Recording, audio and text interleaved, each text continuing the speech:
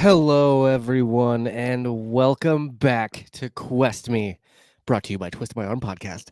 I am legally obligated to say that every single time Quest Me goes live now. Um, that being said, I am your forever host and friend and wielder of Force Magic. My name is Josh, and I am so excited to bring back the Quest Me reviews. Of course, I can't do this without one of my lovely co-hosts. His name is Justin, and he is also back. He is also muted. So I'm gonna fill the space really quick while he I'm unmutes here. himself. How are you doing? I'm well. How are you, man? It's so good to be back. Hell yeah. I'm super excited to get back in the Star Wars saddle. Oh, As I yes. say every single season of Quest Me. All um, content, baby. All content. Yep, absolutely. Normally we have our other co-host with us, Phil, but there was a little bit of a timing miscommunication. So Phil is going to join us a little later on this evening. And we're gonna have, of course, his Bar Far Away segment a little later. So um stay tuned for that. I do have to introduce our special guest. His name is David Jones, and I'm so happy to have him on the show. How are you?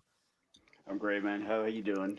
I am doing wonderful. Thank you so much for coming and hanging out and chatting some Star Wars. Yeah, thanks for having me. We're all fans, right? Let's have some fun. Yeah, absolutely. Now, David, you are a bit of an actor slash model slash big deal kind of. Tell us a little bit about yourself and what you are up to lately. So yeah, I've been a male model in the past. Kind of put that to the side ever since I got into acting. Just no time flex. Schedules can change so quickly. So I got in as an extra for these last 2 years, and just been uh, having one hell of a good time. That's for sure. Heck yeah. Okay. I was gonna do this during our interview with Twist My Arm, but it was too soon, I think, after the was it the green shirt episode or was it open pike night? I can't remember which one you were on, but Open give me pike. your best blue steel. So I am David Jones. I am your actor here to as we sit down and discuss the I wonderful do, new show of The do Acolyte. I know. do you remember blue steel? Do you know what I'm talking about? Absolutely not. it's I'm it's trying to from wait for Zoolander. the. It's from Zoolander, the male Oh, model in you're. the movie. Oh my lord, that's going back. I haven't seen that in a long, long time. That's just every time I hear the phrase male model, I think of Derek Bill Post, Zoolander. Yes, exactly. There it is. Perfect. Bill Ben Um, Stiller. so I see you're wearing a Star Trek Strange New Worlds t-shirt. You were on that show as an extra as well, right? Yes, I was under the Yeah. Cloak of War, season 2 of Strange New Worlds. I've been a fan all my life of Star Wars, Star Trek. Got in one. Hopefully, one day I'll get in the other. Yes, that'd be So, so is cool. that like a special shirt that no one else can get, like a cast only? No, like I got this on Paramount's website. I was hoping to Nice. get David Jones' Strange New Worlds under it, but of course they didn't put the David Jones part. Ah, haters. Well, you win some, you lose some, I guess. You'll have to just get like next time you'll have to get part of the wardrobe from your costume or something. I'm sure that's Good hard luck. to Good luck getting it right from those people. Yeah. Just liberate something a little small. Yeah, right. I know. So you said you'd been into like all the sci-fi basically. What got you into Star Wars? I think it was my uncle back in. I think it was the re-release of Return of the Jedi in '97. Ooh. All And right. then Oh, got into, obviously I was at the debut for the Phantom Menace in '99 with my uncle, my cousin, and here we are, right? Yeah, that's awesome. Return of the Jedi was the first Star Wars that I saw in the theaters as well. But funny story, I had watched a lot of Star Wars before that on like old VHS tapes that like my dad had recorded, and I loved Jabba the Hutt from Return of the Jedi, and I always loved his character. And when the re-release came out to theaters, I remember seeing um like a headline or something in like a magazine about deleted scenes that were being added to the special editions, and one of those scenes was Han Solo stepping on Jabba the Hutt's tail. Hmm. I wanted to see that scene so bad. I thought it was in Return of the Jedi because I was so young, and I was like, "Well, it's Jabba the Hutt. It's got to be in that one." And so I went to Return of the Jedi before A New Hope, all because I wanted to see Jabba get his tail stepped on, and it was the wrong movie, but it was kind of funny how that worked out. Just hyper focused on just Jabba getting hurt. Yeah, pretty much. Looks like we got Captain's Quadrant here to support the big guy David, and we got Jesse from the Crusher Compo in. Good to see you guys. Thanks for hanging out. I mean, I Um, gotta admit, David, you have like perfect symmetry. You are a handsome man. This is the first time I was looking at the camera. I'm like, wow, look at that jaw. I wish I had that. Now you see why I get a lot of the cop roles and that's so funny. soldier roles. Yep. Yeah, we actually went in depth with David on a Twist My Arm episode a couple months back. So Mhm. definitely go back it- and check that out. Was it that long ago already? Well, I think we recorded it a couple months back. True. That was fun. Yeah. But of course today we are here to talk about the Acolyte. And there's a lot to talk about. There was 2 episodes that released. So I feel like we should just get right into it. Thank you guys again In. for hanging out with us. Thanks, Jesse and Captain's Quadrant. Who is that? Who is that, David? That would be Joe Dove, Captain Joe Dove.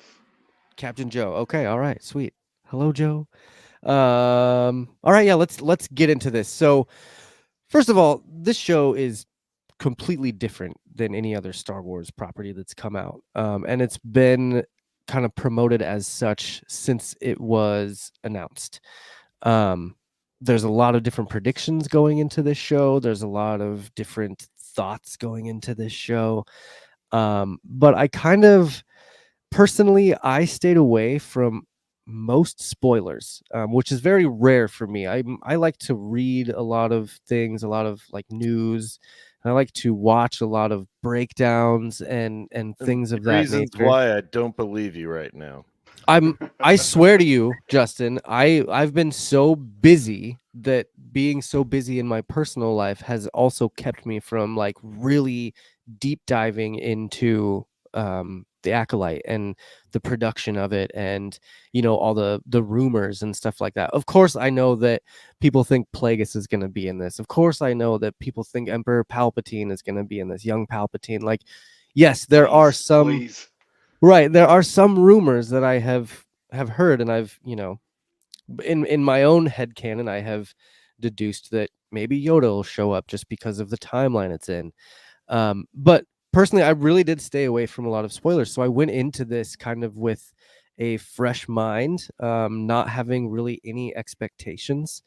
Um, I love Star Wars, and of course, I'm gonna hope for the best, but you know, it's kind of hit or miss sometimes, and um, the Bad Batch just really irritated me to the point Shut up. where it left a bad taste in Shut my it. mouth. Shut it. And so I I've been cried in waiting. the last episode. Oh, of And course I you did. hated the first Ugh, season, man. You know I hated the first one. ugh. That was a brutal season to podcast. We didn't even finish it. No, we didn't. No, and again, what Bad Batch wasn't that bad. I'm absolutely No. exaggerating, but Exactly. I've enjoyed them all. Rebels. The only one that was not the greatest was Resistance. Resistance. Yep, and I think everyone can agree with that. Yeah. But um, I sort of agree with you that the way I approach this, it was Star Wars uncharted territory outside of the literature, the comics and mhm, the books. And even then, this is fast forward from that part. The only mhm. character crossover, I believe, is a Nara, Master Nara. Well, I mean, You if see are her in you the counting like, comics as a Padawan. That's all. yeah, I was gonna say you're with the High Republic comics and stuff. Yep. Yeah, But like you come into the expectation is they can do anything, whatever they want to, other than the Sith haven't been seen around in a millennia. Boom, that's it. right. That's the one rule. Yep. And this is definitely Disney's fresh start. This is their opportunity to make their own story, their own saga that they want to make. without being tied down by the Skywalker lineage. Um, and you know, I've seen some. I saw a couple like interviews with the director and like Kathleen Kennedy and stuff, and I'm really just sick of them. Like I don't. I'm just kind of tired of their agenda and whatever they want to push. Like I don't care. I just want Star Wars. Hmm. And I've heard a lot of people talking about that with the Acolyte, that they're trying to push their agenda in the Acolyte. I didn't see any of that. It's in these first two episodes. I just saw a lot of good lightsaber battles, or not a lot of good ones, but a lot of good fight scenes, I guess. Some really good dialogue, honestly, and then there was some good character development just in these first two episodes that Yep. I was not anticipating going into this. So that's just kind of my opening monologue, I guess, for this thing. Justin, what would have been your initial thoughts of these first two episodes before we really break them down? Like before watching it or after? Let's. I mean, you can do it Both. before and after. It doesn't matter. I mean, like I said before, I came in with a clean slate, not expecting anything other than that one rule. And then after, Wait, I felt good about him. I liked him. Um, if the film, the photography felt like Star Wars with the snapping and the screen closing. I don't know the proper name, and the story definitely felt like it. Overall, I enjoyed it. I don't know why everyone is really talking bad about it. It's I'm. a Star Wars film or Yeah. series. Just follow along, and if you don't like it, you like, so be it. Yep. What about you, David? What have been your initial impressions of the first two episodes? I mean, you could give us your before and after thoughts too, if you would like. So going into it, like I watched a lot of the teaser trailers, anything I saw on Twitter, X, Facebook of it, whatever. So I had an idea of obviously what we might be getting into. I've never read any of the High Republic stuff. With my job, I just don't have the time to sit down and read a lot of stuff, unfortunately. Um, but it were the two good episodes, like the two episodes, it was great seeing Carrie Ann Moss using the Force. Like that was really cool. It definitely gave me the whole Matrix vibes of her fight scene and stuff like that. I thought that was cool. It's like watching her in the Matrix all over again. Um, Spoiler, I won't say what happened and anything like that.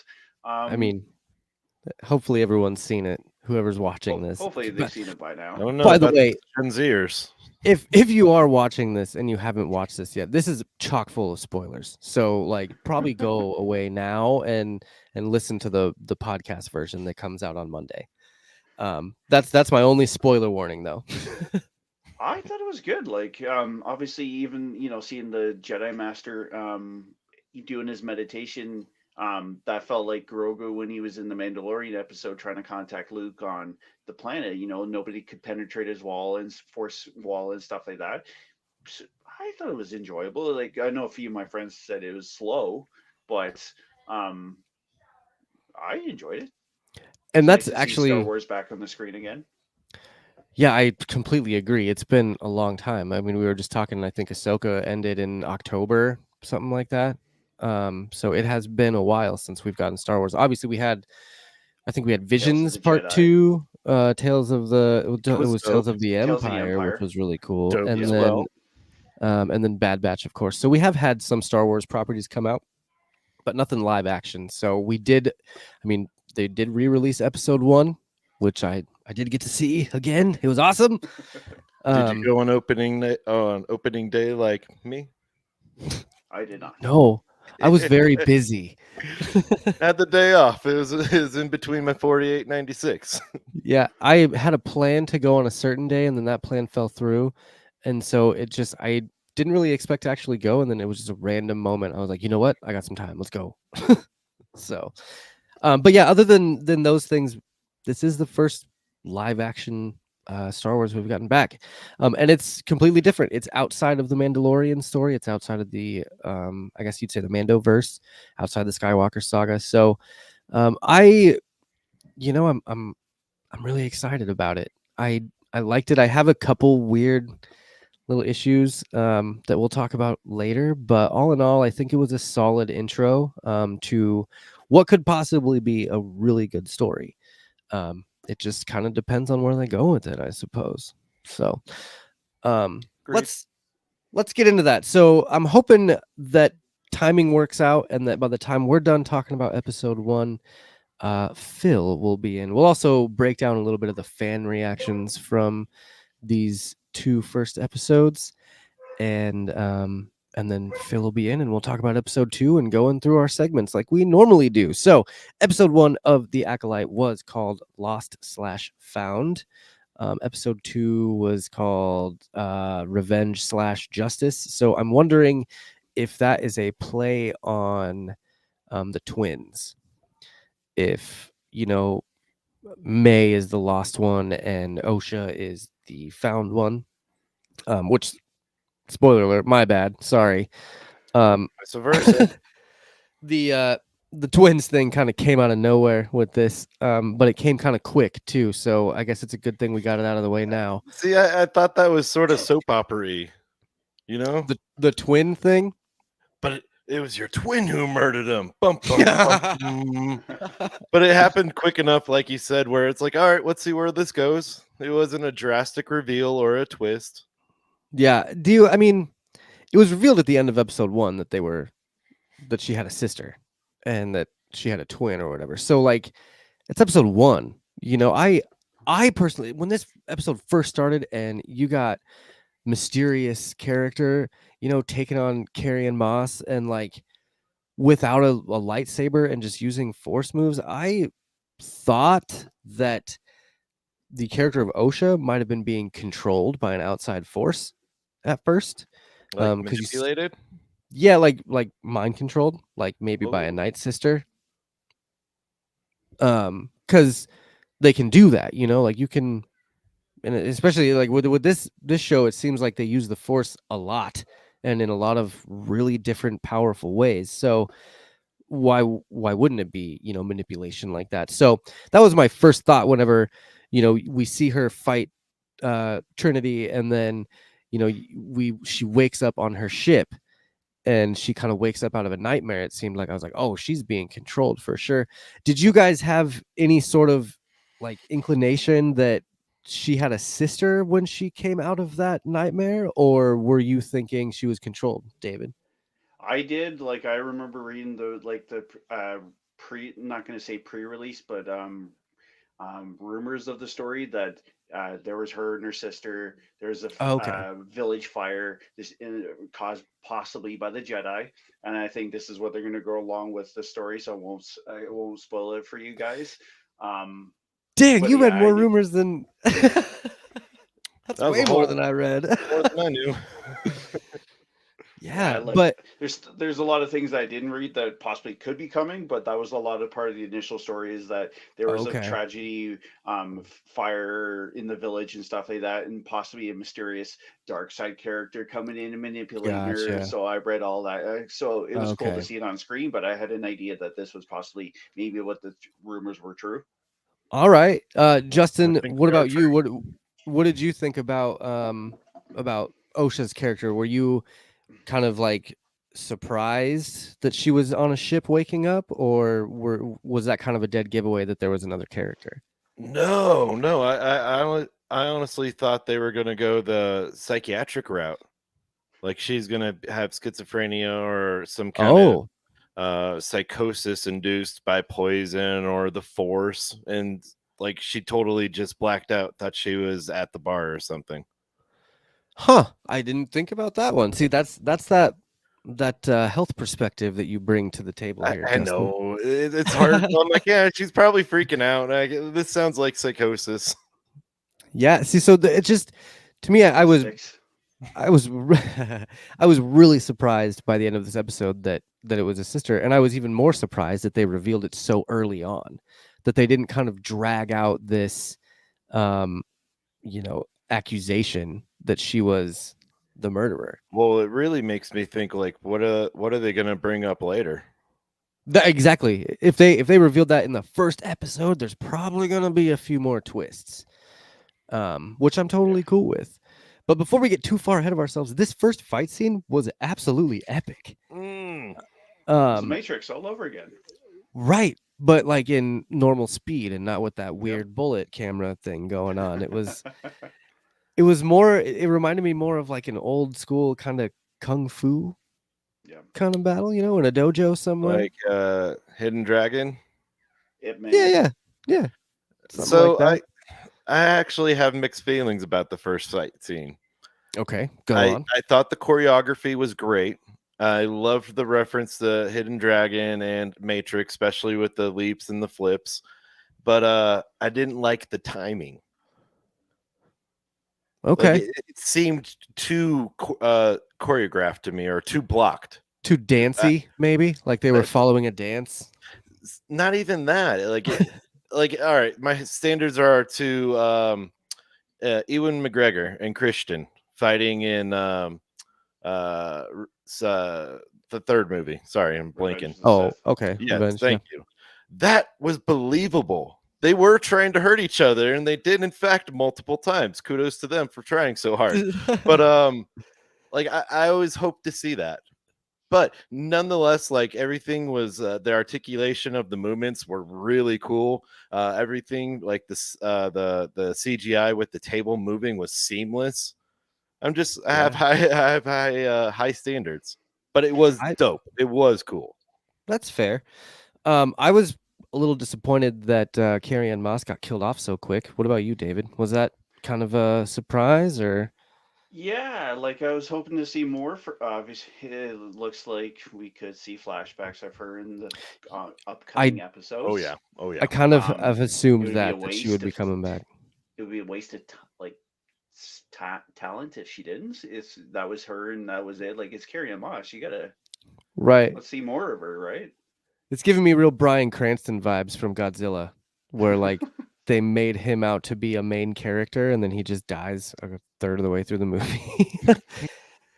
But this one was even earlier. I really didn't think she was gonna get killed off so quick. But the sound, dude, the one thing that really got me in this scene was the sound of the knife going into her chest. Yeah, When she actually gets hit, I was like, oh, that sounded like it hurt.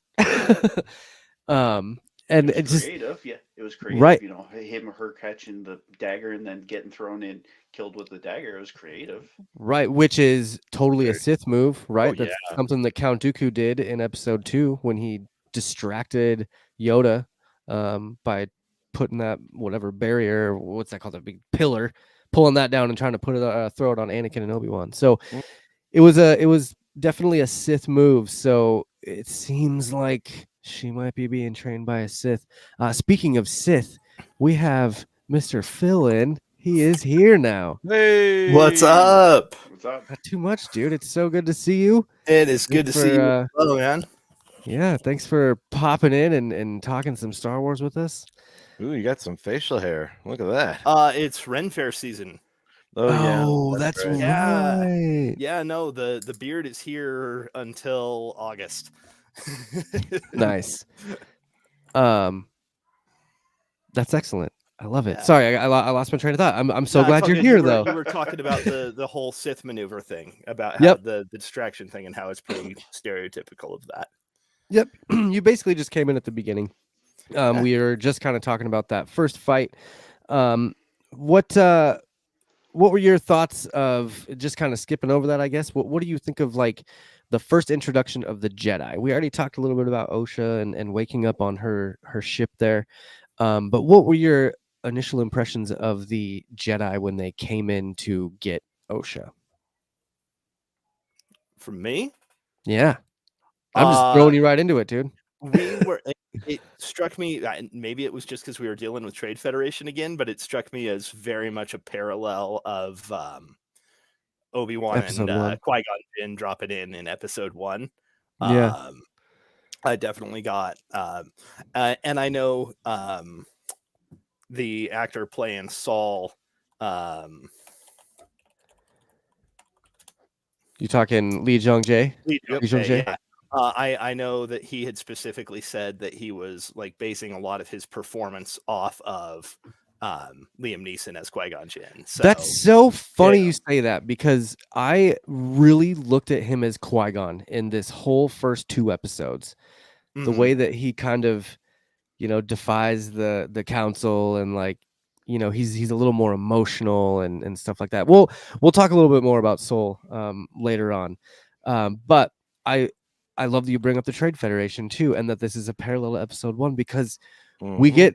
get them back. We get the God, I can never remember how to say it. The Neimoidians. The Neimoidians. Neimoidians. Yeah, we get the Neimoidians, Neimoidians back. yeah. It was I cool. love that, and they were some of my favorites back in the day. And so it cool was really thing good to is- see them. The cool thing is they weren't portrayed as racist anymore. You know, They changed up the voices, which is good. They needed to. I mean, they kind of did. I don't think they really On the did chick that they much. did. But The chick they did. okay, well, I was very intrigued to see Jedi using a force manipulation right off the bat. For me, like, when they first came in, they definitely came in knowing what they were doing. Big They dick were very swinging kind of shit. yeah, for sure. They're very confident, and so also seeing him start to, he was absolutely going to pull the information out of that dude's head if the girl wouldn't have spoken up and revealed that. David, what are your thoughts on the Jedi just kind of doing whatever they want in this first 2 episodes? It's a different era, so I guess we have to get used to the Jedi before their fall. Maybe this is the start of their fall. Maybe that we'll start seeing them fall away from the principles, the orders, the Jedi code and stuff like that. Maybe this is the start of everything that we'll start seeing over between now and Revenge of the Sith. It was definitely ballsy, some of the stuff that they've pulled out that they started doing. It was cool. It was great. It was great being back on Coruscant, and being in the Jedi Temple again, right? Yeah, absolutely. Hasn't changed. I don't know what was going on with my did you guys just see that this just went live? Yep. Did that just pop up for you? It Yep. did That's- just pop up on my end, but We've been live the whole time. I'm watching Yeah, us on no, YouTube I- right now. it's, So we got some chat going Man. already. So I mean, it's that was- definitely been a while since we've done a live podcast. I'll say that. I'm gonna assume that that's gonna make my life an editing hell for the Probably like weekend. 2+ months. So But okay, was back cool. to It it. was cool though. I feel like we're in, Phantom Menace all again with the Neimoidians, and I loved it. Like it was yeah, cool. no, I'm with you on that one, David. It definitely has that same vibe to it, and I think it's off to an interesting start pacing wise, but I very much enjoyed it. Yeah, I loved seeing Coruscant and how not finished it was. It was a very small Coruscant. Like it was like a baby Coruscant just growing up, Just being I back like there is cool. yeah, exactly. To think about how much change has gone over 132 years. Seems Yeah. pretty advanced. and that's another kind of point that I wanted to bring up when it comes to like the technology in this. Whenever Osha is being transported via prisoner whatever droid ship, which that was kind of weird. To me it seems like it's not older. Like there was sometimes where I feel like this being so far in the past, everything should be a little more like, I guess, not as high tech or something. And I feel like it's a lot more high tech and more run down. I would beg to differ. Like in the second episode when she shot off that stun ray, like what the hell is that? I've never seen that gun. And when she missed and it hits the wall, that creates a big boom. That looked like it was painful. The ones Yeah. in New Hope, that looks like some bitch shit comparatively. I mean, you're not wrong. I was seeing people saying that they're that it appears to be a specialized, just like a wide field stun, versus Oh, the kind of and it being like a dedicated stunning weapon, not like basically like an alt fire for the stormtroopers rifles. Primary only. Yeah, okay. primary only Of stun course, fire. you have an answer for that, Phil. God damn you. So this is why you're here. So that's why it was a little more out of control, I guess. And the droids flying the ship, that was another kind of weird technology thing. Oh, the I- chair I droid? loved the pilot seats. Yeah, But that was I feel like that's more futuristic and not no, that is something from the old past, school. right? It looked like it was way old school. It looked antiqued. Like, why would you have a droid be a chair for a human and also fly? Just have a droid walk around. They better have some sort of droid revolution or something for And like, what about the guard on the prison ship? That clanker? He Yeah, with was the- big and bulky. I got some major like classic Battlestar Galactica Cylon yes, vibes from him. thank you. Yeah. That was like my immediate thought was like, holy shit, did they just steal like some old Battlestar Galactica props and recycle them for that guy? Because it looked great. Kind of Paint the very, roses very, red. We paint very the BSG. roses red. I also really liked in this prison scene the Dybbuk. What was it called? The Dybbuk. Dybbuk? Yeah, Dybbuk. the like starfish. I swear to God, I was in It was a DC. Starro. Yeah, exactly. I was like, Star- are we watching Justice League right now or Suicide Squad? What's going on? But that was a really interesting like creature. It was a creature, right? Yeah. And didn't that thing get thrown out into space and it just I like think it flew out. It like just kept living? bailed outside. It got out of the cell, and who knows where it ended up after that. I thought it was a face sucker. It really did look like Yeah. Gave me a little bit of alien vibes for sure. Yeah, so I mean that whole prison break scene was pretty interesting, and you definitely got that those prisoners were like the quintessential cowards, you know. They're like, we're gonna do this, and then when they get caught, they're like, it wasn't us, it was the Jedi killer. Throw them under the bus. Yeah, it was pretty I don't know, cheesy, I guess, to me. Just seemed a little cheesy. I think all those I prisoners mean, it's should have Star just Wars. Yeah, but those prisoners should have just died. They should just got I just like the idea that they got recaptured basically immediately. Oh yeah. Yeah, This that's is true. like their whole grand breakout scheme landed them right back in Jedi authority. Yeah, it wasn't very thought out, I guess you could say. So I got a question with the prison ship scene. I can't recall like Star Wars having that accurate of physics in outer space going on and displaying it before. Can you guys? Because like it was out of power, falling into the atmosphere. The escape pods were shooting off, and then it started the rotation and the torque. I thought that was cool. It was just something that popped out to me. I guess I didn't know that. The thing I love about Star Wars, like one of my absolute favorite things, is that physics is applied exactly when it wants to be.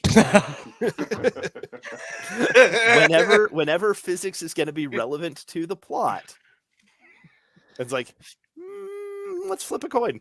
I think physics is known as the Force in Star Wars. That's how they break physics. It's- Just blame it on the it's- Force. Physics doesn't exist. It's called the Force. When they want to talk about physics, they're talking about the Force. Right? That's the way you explain that away. It's all about physics. What we got another half naked muscly man in this. Oh, This Yord. Hello, Yord Yord. is cool. Yord's a badass. I He wish may I not had be his doing hair. laundry mid shift. God. Justin wishes he had his hair. Well, Phil, he you said has what about frosted laundry?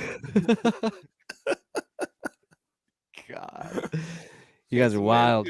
I love the relatively deadpan reactions to him just being there shirtless. It's like, Yord, please just put some clothes on. Yeah. Which Jackie, I really like her too. These main kind of character Jedi that we're seeing, Soul, Jackie, and Yord Jackie's are. totally gonna die. I don't think so. I don't think so either. I think she's gonna be a little bit more of a main character. What do you think of the crew, David? That whole the crew that goes on the mission to capture OSHA. Jackie's cool. Like it's great seeing the what's her name from X-23 from Logan Yeah. being a good badass character again. Um, I hope Saul does not turn out to be his fate does not turn out like Qui-Gon's. I'd like to see more of him, but I got a feeling that's probably going to happen eventually. Um, I think the crew's good though. I have no complaints with the crew. I just wish I had his Jedi robes. I wish hopefully someday that's me wearing those Jedi robes too. Which See, so costume you change? The first one being all gold and white, or the second one for functionality? I heard some complaints about the robes. I Did you like the guys robes. I thought the costume design was great. Yeah. Like, I Okay. mean, if we're still sticking with the whole thing, Thanks like for that. hanging out, Jesse. It was good to see you. We'll see you on the show in a Yes, couple have weeks. a good night, Jesse. Good luck with your 4 a.m. wake up call. Yeah, oof. Oof. Sorry to cut you off. No, it's all good. I was wanting to say good night too. What if we're sticking with the whole thing where this desert outfit once worn by Obi-Wan to be, protected from the suns on Tatooine is going to be the basis for all Jedi garb anywhere, then at least they make it look good. I like never the put that together. Oh yeah, no, they just decided that this guy who lived out in the desert and This old needed hermit. protection from the sun and basically made his own clothes out of burlap was suddenly the basis for how all the Jedi throughout all of history had dressed, and yet no one on Tatooine ever put 2 and 2 together. Wow. No, but Wow. they make it look good. Props to the costuming department. The fabrics look good, the belts look good, the different layerings of and if we're having Erin on later this season, I'm sure we'll talk with her about some of the costuming side stuff. Yeah, absolutely. But yeah, no, I think they did good. Yeah. Makeup, costuming, everything's looking good so far. Everyone really stood out as an individual, and that Yeah. was interesting to see because typical or what we know of the Jedi, they don't really do that as much. And that's kind of something I was bringing up earlier about this is a different type of Jedi Order. This isn't the same dogmatic Jedi code following, prim and proper monks like this. But These what are if this is the course of events that sets them further down that And path, though? that was kind of where I was getting is I think there's a little too much free will in the Jedi Order where they're okay to have emotions and no one batted an eye at Master Soul having attachments. No one but Jackie, Jackie. I was going to say Jackie asked him about it, and he made a really good point of saying, if you don't meditate on your past, you're doomed to repeat the same failures. I paraphrased, of course, but that it just to me it seems like there's a lot more freedom with the Jedi. And See, I would beg to differ. To Go me, on. I view it as there's so many obvious flaws. I agree with you guys. Soul is like a Qui-Gon figure to OSHA, but it's more fatherly than anything. Where when the camera takes an extra few seconds to look at the eyes and them gazing at each other, you're like, oh, that's her dad. But see, that's the point I'm trying to make. He's arrogant. He's full of himself. And then the individuality. Everyone's And it's that's interesting. So that's many exactly flaws. that's exactly what I'm saying though, is that this Jedi Order they're so much different than we've ever seen, and they're allowed to do kind of whatever they want. So, and like Phil said, I think it's going to be the downfall of them. I think the attachment that you're mentioning, Justin, is going to be the downfall of Soul. I think Yord's arrogance is going to be the downfall of him. I think Jackie's questioning everything is probably going to make her live through the whole Survive. series. So, but yeah, it's a new age, and it's really fun to see like a different perspective of the Jedi and a different era of them, you know, and their and history. and that's been my favorite thing about the whole High Republic era. Like, uh, one of the nicer things to come out of the whole canon, the EU canon reboot, is just getting to see different time periods. Mm-hmm. Yeah, and High Republic has been loved. I haven't read much of it. I've read a few of the first like couple issues of the comics, but I haven't done any of the novels yet. Although after watching The Acolyte, I'm sure I'm going to want to go back and read some of them to get caught up. Especially because if Jedi Row comes out and starts using that lightsaber whip I keep hearing all about, I it's think gonna it's be in sick. the Drenger series. I'll send you those comics. Okay, Yeah. tight. Let's see. So we did talk a little bit about the reveal at the end of this episode, but Phil didn't really get to throw his 2 cents in there. What's up, Ro? Hey, Ro. Good to see you. It's And gonna be fun to. yes, it is. That is indeed David Jones hanging out with us Yes, tonight. yes, Ro absolutely. from Scarf's Scuttlebutt podcast hanging out Yeah, he's gonna be on next week next week. to talk about Acolytes. So yeah, it'll be dope. good to hang out. But Phil, TMA. what were your thoughts on this reveal and how soon it was done? Do you think it was too early, or do you think it was just We're right? talking about May, the twin, the yeah. existence of the whole twin thing. I actually am glad that they didn't try to draw it out, because just logically, she was literally like on the other side of the galaxy when it happened. So, Yeah, I loved how I Ro was kind of like, yeah. So she was with you, and there was another incident with her last night. So like, can you go yeah. check it out? So I like it because it presents this mystery not as a whodunit, but a why. Mm-hmm. The murder mystery isn't in who the killer is; it's in finding their motive. Yep. And I think that actually is going to work out way better for something set in, the Star Wars universe. At least something in this format where it's being split across multiple episodes and not being like a single piece. Right. That said, like I mentioned earlier, the pacing was a little fiddly in some places.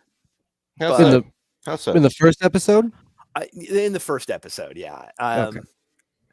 And maybe it was just because, like, I know they came out, simultaneously, but I had to split up watching the two of them, and so that may have impacted my feelings on the matter. That's I fair. do think it's good that they went for the reveal as early as they did, though, because it's one of those things that would have just fallen to fandom speculation within the next week. Oh yeah, and then you've only got 8 yeah. episodes, right? You got to get this out quickly.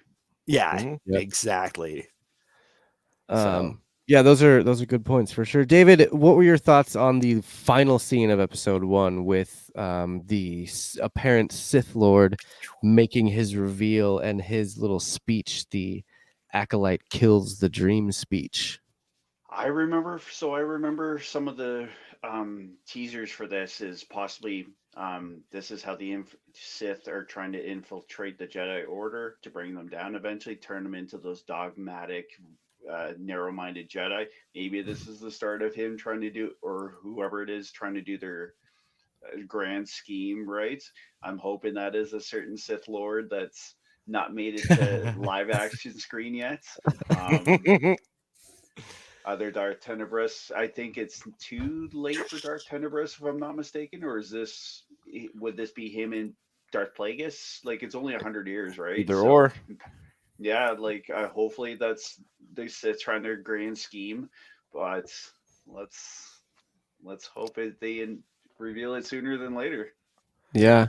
I guess it depends on how, like, to see Plagueis or Palpatine or anyone that you guys want to see. Like, it depends on how far this show goes.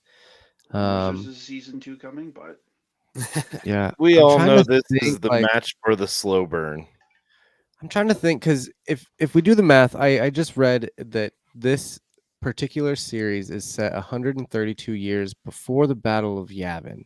Yep. So before the Battle of Yavin, if you if 32? you go back 19 years, that would make that 112 years before the birth of the Skywalker twins.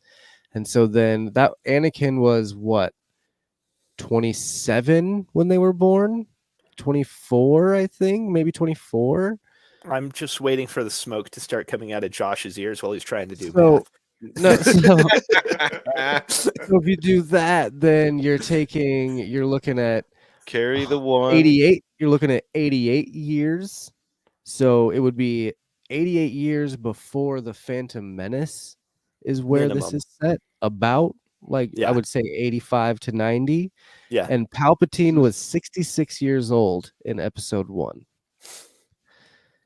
So he's not even born yet, technically, right now, unless breast. they have some sort of time jump. But it could be, like you're saying, Plagueis. Maybe it's Plagueis will be like a Padawan or something, or he'll take over for May, who will inevitably turn to the light side later on.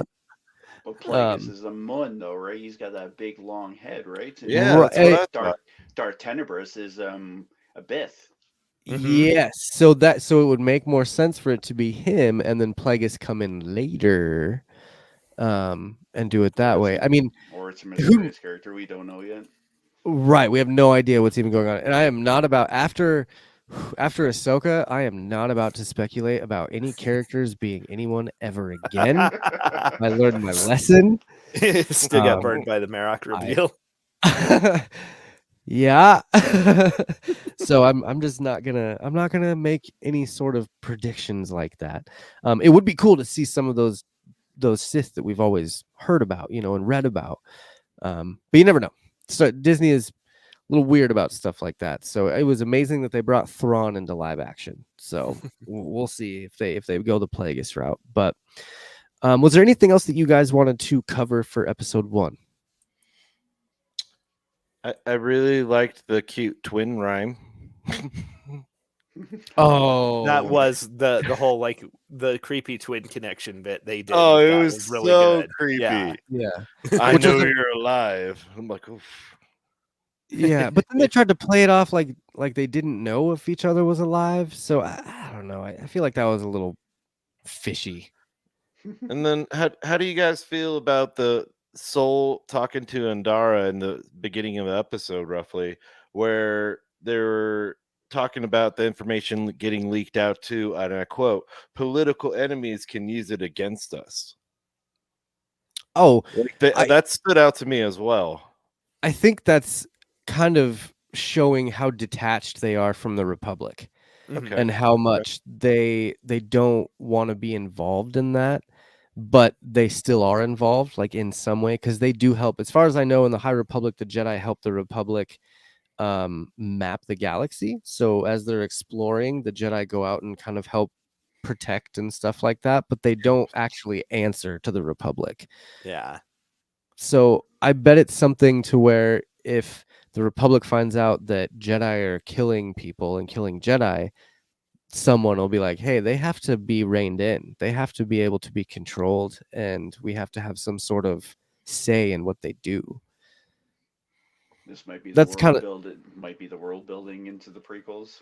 Exactly. That's kind of what I was gathering, is that, they'll be like, we need to find a Jedi that's willing to work with us, i.e. Yoda, and he'll be the leader of the council, and kind of go on from there.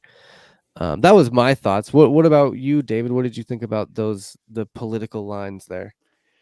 Yeah, it's hard to say. Like, I've not read any of the High Republic stuff, so I'm kind of going blind into this Acolyte universe. But like I said, with the rumors that the Sith are trying to infiltrate the Jedi Order and then turn them into the Jedi that we see in the prequels, I could see this as probably the building blocks of what we'll see for the rest of the series.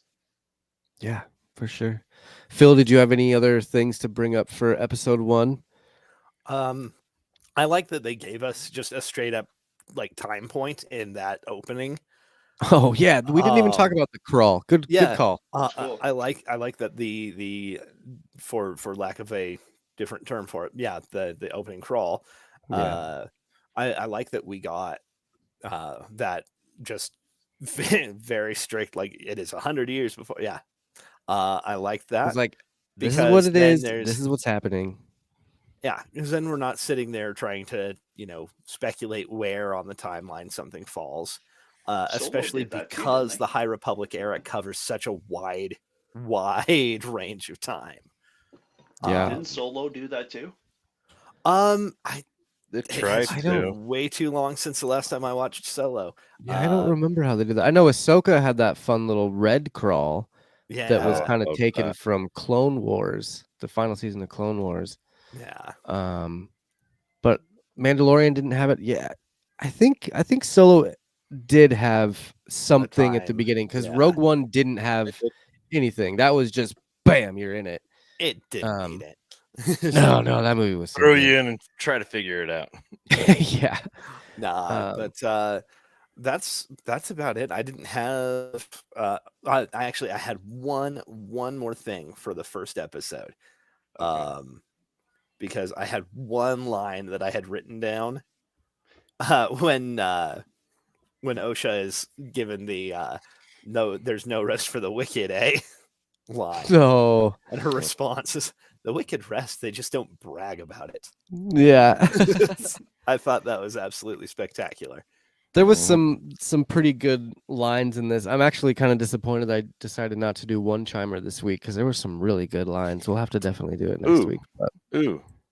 I just thought of something, and you'll like this, Josh. I think so. okay. So when they mentioned OSHA and May's family dying, they said mothers, right? Oh, okay. Do you feel like this was a PC or Is a PC ploy or a reference to Night Sisters? is that why everyone's so upset about like Disney Yeah, wokeness right now? yeah, they got really upset. Who I don't fucking care, but I guess I didn't I'm on the train with the Night Sisters theory now, just because of that. I guess I didn't really think about that because I don't really like dig that deep into that. Um, You I mean, see it the could Night be a Sisters reference to coming. the, yeah, it could be a reference to the Night Sisters, but I think it's just, she had two moms, and Could be as that's simple as that. okay. I think there's a couple other characters that's like that, and like the Resistance and some other cartoons and stuff. They do that. So, I mean, it's. I guess I didn't think of it as the Night Sisters. I think that Well, the Sith Lord is working with the Night Sisters, and that subsequently May is working with the Night Sisters, and that's why she has the tattoo on her head that's very reminiscent of I thought that the was a lady in the scar, trailers. a burn or a Ah, brand. but It could be a branding. the implication is that the people who knew her when she was a child recognize her as being May and not OSHA because of the tattoo. Okay. Like that's when Indara recognizes her. Yeah. Burn marks Interesting. from the fire. Yeah, that maybe it is a some sort of scar. But no, to answer the question, no, I don't think it was a PC ploy or anything like that. That was a big thing that I read in a I few of also, my again, I don't. Facebook groups I followed. If it was, I hate that fine. fucking But whatever. that's easy points if It's that's all it was. yeah. It just That kind is of seems easy like mode, people are especially during trying. Pride Month. Yeah, it just seems like Oh people god, are it was trying to so hateful. find The things. shit I read. Yeah, there's a lot, man. There's a lot of terrible reviews on this. It's just like I was watching some TikTok videos earlier where people were just laying into it about how terrible it is. The story doesn't make sense. The actors are terrible. The writing is awful. The director doesn't know what she's doing. Like, They started off with a kung fu fight. Who does that? That was dope. I have seen some notes from the director who very specifically said that she was trying to take Star Wars back to its inspiration going back to the Akira Kurosawa influence on George Lucas, Seven Yeah. going Samurais. back to, the original Hidden Fortress references that we got Right. throughout all of episode 4. Right. And specifically, she said that one of the things she wanted to model this on is Rashomon. Okay. So have you guys seen that? I have heard of it. Okay. I have no clue. This is brand new to me. Rashomon, famous Kurosawa film, where a young woman is assaulted, and we get the story of what actually happened from 3 different characters' perspectives. Oh, it's the and- take of and- that Shakespearean model. I'm sorry to interrupt. No, you're good. But we saw something similar in the sequel trilogy with Luke and Kylo Ren talking about their memories of what had happened the night that that Luke tried to kill Ben. And we get similar kind of elements. We get the same basic plot beats, but getting it from different perspectives helps us to put together a picture of what actually happened. Right. It's like The you're last seeing. duel. Yeah. Okay. With Adam Driver Yeah. and Matt Damon. It's Okay. like that where you have to try to find the truth in between the stories. Yeah. And so Rashomon, being one of Kurosawa's other most famous films, is a lot of the groundwork for the whole idea of the plot in The Acolyte. Yeah. And that makes sense. I know that the director has come out and said a lot of things that has pissed a lot of people off. Good And for it her. seems like she's doing that, and Kathleen Kennedy is in doubling down with her. And I'm just, this is one of those cases where I'm separating the art from the artist. And I am loving what she's doing with this show. I could care less what she does outside of the show. But there may also be some bits and pieces of Russian doll elements that come into play. yep, Since that was her other that's kind of how she got creative work. Yeah. Yeah. But I mean, the first episode was good, and I think it was even if that was the only episode they dropped, I think it would have been enough for me to be like, oh, okay, I need to see more, So I'm excited to get into episode 2, but we have to go back to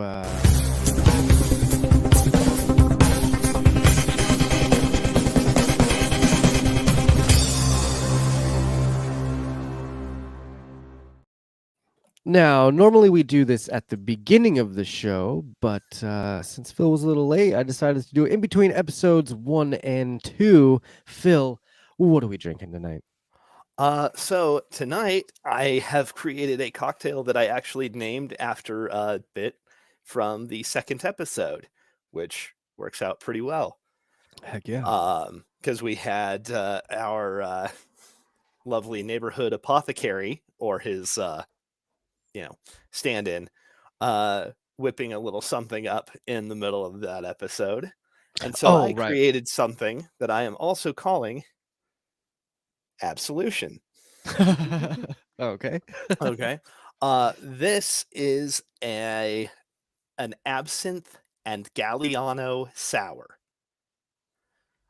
So I used absinthe, Galliano, which is a sweet herbal liqueur from Italy, and then fresh squeezed lemon juice and Demerara simple syrup. Slightly different sugar quality than a white sugar syrup. Okay. So ounce of absinthe, ounce of Galliano, 3/4 of an ounce of lemon juice, and a 1/2 ounce of Demerara syrup, and then an egg white. Shake it all up. It gets a nice foamy yellow kind of color to it, and then it is a couple of dashes of bitters, of Angostura bitters on top. It is a little licorice heavy because of the absinthe, but it's balanced very, very well by the Galliano and the lemon. So Nice. You never cease to amaze me with your ridiculous drinks, but my girlfriend loves making them, so keep them coming. I do what I can. I like that y'all give me the opportunity to come be creative. Heck yeah. And as always, drink responsibly. Yeah, can't forget that. Yes, Um, don't drink and go drive your speeder. please don't do that. Do you think they have So, DUIs in Star Wars? I would hope so, but I that'd also be wouldn't so want to like be the guys Sebulba. doing. I wouldn't want to be the people doing the like DUI patrol on like Coruscant when you've got like 30 layers of We got flying 30 traffic to go. checkpoints. I feel like Sebulba probably has a couple DUIs on his record. That's why he races on Tatooine and not elsewhere. Oh, that's funny. Well, let's move on to episode 2, which is Revenge/Justice. Again, I think this is a play on the two characters. The one side of the slash is one character, and the other side of the slash is the other character. This, I would assume, I Revenge disagree is with that. May. Revenge is May, and Justice is OSHA. I would It's assume. both. It is both. I thought OSHA was about safety compliance. I'm sorry. Did I make that before anybody else? and you know, I didn't think about it. Good job. That's wonderful. Yeah, you think it's for both of them? Like you think that both characters are it's OSHA not referencing wants one or the other? justice for the family by getting revenge on her sister, May. May wants the same thing, but getting revenge on the Jedi for some reason that we don't know yet. It's both. See, I It's think like a twin. May is getting revenge for her whole life getting burned to the ground, and OSHA is getting justice and getting like her name cleared. Perspective, brother. Okay. All right. That's fair, I guess. But you what do you got for the first episode, Lost and Found? Well, I mean, by that same metric, neither of the twins knew the other was still alive. They're lost and found. Both. Boom. Perspective. Fair. All right. This episode is now titled Boom Perspective. So we were talking about pacing earlier for the first episode. I feel like episode 2 went quick. It was definitely shorter of an episode, but also it was just boom, boom, boom. This is happening. This is happening. This is happening. And I feel like it worked really well. It to really, you could sum it up in just a few quick bullet points. I feel like it would be May tries to kill Torben, fails. Side quest. Soul and everyone else gets sent to find May. May gets poisoned. Torben dies. There's a third mind trick used. They fall into a trap. May and Soul fight. End. Like that's kind of where it went, right? Yeah. Very, very basic story for that, but it worked really well. The character of Torben was a badass. I What? never expected to see that type of Jedi. I really liked that. David, what did you think about Jedi Master Torben? It was cool. Like I was saying to you previously, if that was this kind of similar scene to what they did with Grogu when he was trying to locate Luke on was a Tython in the Mandalorian season, right? Was it the Mandalorian? Yeah. Mhm. Yeah, Yeah. But- yeah. No, it was the Book of Mandalorian. Boba Fett. Was it the Book of Boba Fett? Oh God. No, Okay. it would But have yeah, been it's- season 2 of Mando. Yeah. 2.5. Because that's when Luke comes in. It was season 2 of Mando because it was Book of Boba Fett where they go back to find Grogu after he meets Luke. Yeah. It was cool because it was the same idea. Both had a force field. Mhm. Nothing could penetrate on both ends. It was kind of weird that like he'd never spoken to anybody for 10 years. But again, I'm sure this will be a backstory we'll see in future episodes of what happened on that planet and get the story in motion. It was cool. I enjoyed it. Justin, what did you think about Torben and that whole? I guess let's expand on that, Torben and the Jedi Temple. I feel like Jedi temples are everywhere. Yeah, They're they're like a numerous. local police station, man. Yeah. Just Yeah. you have a Jedi and a Padawan hanging out, and you go to them when you need help. Yeah. What are your thoughts on that whole aspect, Justin, of the Jedi being the caps? I'm never one for authority, so Okay. That's fair. that's just That's how I fair. feel. But I mean, it seems like the Jedi are trying to portray a neutral party that anyone can come up to, just like Phil said, but doesn't feel that way. That's But fair. they did that in the nice old Republic games, right? Like you had different Jedi temples on different planets, and it was the same kind of vibes, wasn't it? Yeah, I mean, I always kind of felt so. And then like it seems like there's all these temples that are just gonna fall here soon, like they're gonna get raided or something, because all the temples were fallen by episode 1, basically. They were all kind of relics at that point, I feel like. Sort of dilapidated or forgotten. Yeah. Yeah. So we get the May breaking into the Jedi Temple by using, I don't remember his name. I should look it up. I don't remember his Kaiman. name, but the Kaiman, thank you. The apothecary guy. Yeah. She's getting her gadgets from him, which I really liked the aspect of like a guy behind the chair in Star Wars. Phil, what are your thoughts on that guy and like him kind of helping May with the Jedi slaughtering? I think he's got deeper connections than he acts like he does. He rattled off part of the Sith Creed to May. He is incredibly skilled with like the creation of a specific poison that's only found on Brendok, May and Osha's home planet. Right. Totally thought of you when he was making that cocktail.